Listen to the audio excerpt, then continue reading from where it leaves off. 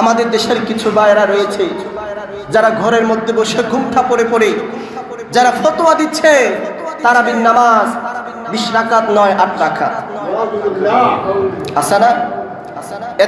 কিছু মসজিদে এখন এরকম তৈরি হয়ে গেছে, বলছে এখানে হচ্ছে কি আহলে হাদিস জামে মসজিদ, এখানে কোনো হানাফি প্রবেশ করতে পারবে না, এখানে 8 রাকাত তারাবি হবে, যে এখানে যারা 8 রাকাত পড়তে পারবে তারাই ঢুকতে পারবে। নাউজুবিল্লাহ বলবেন না?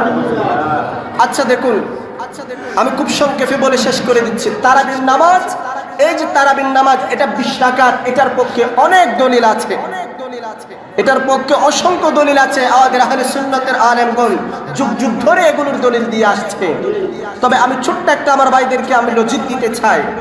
এই যে যারা 8 রাকাত তারাবি পড়ে, আমরা যারা 20 রাকাত পড়ি, আমরা যারা 20 রাকাত তারাবির নামাজ পড়ি, আমরা যদি হিসাব করে দেখি, এক মাসে যদি আমরা 20 রাকাত করে তারাবির নামাজ পড়ি, আমাদের নামাজের সংখ্যা দাঁড়ায় 600 রাকাত।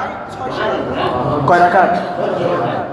তাইলে আমার নবী বলেছেন বনি আদমের সন্তানের প্রতিটা আমলের সওয়াব আল্লাহ 10 থেকে 700 গুণ বাড়িয়ে দেন। তাহলে আপনি 600 গুণ 700, তাহলে হিসাব করে দাঁড়ায় 4,20,000 রাকাত নামাজ আপনি পড়ছেন। আল্লাহ আপনার আমল নামায় 4,20,000 রাকাতের সওয়াব দিচ্ছে। তাহলে 8 রাকাত পড়লে লাভ হচ্ছে নাকি 20 রাকাত পড়লে লাভ হচ্ছে?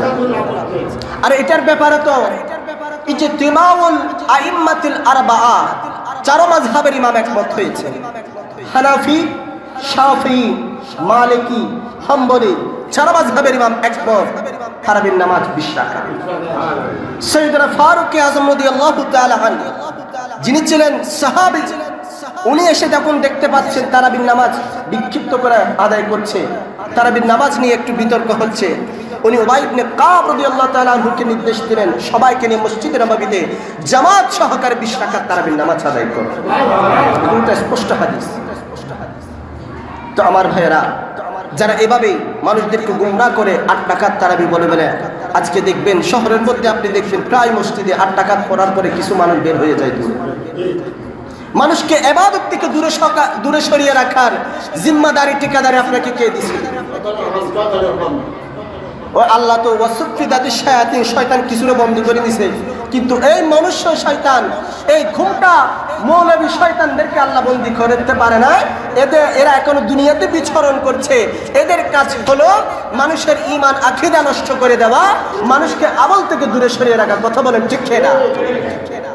আল্লাহ পাক রব্বুল আলামিন ওই সমস্ত বাতিল ফিরকা থেকে আমাদের ঈমান, আমল, আকীদাকে আল্লাহ হেফাজত করুক। সকলে পড়ে আমিন।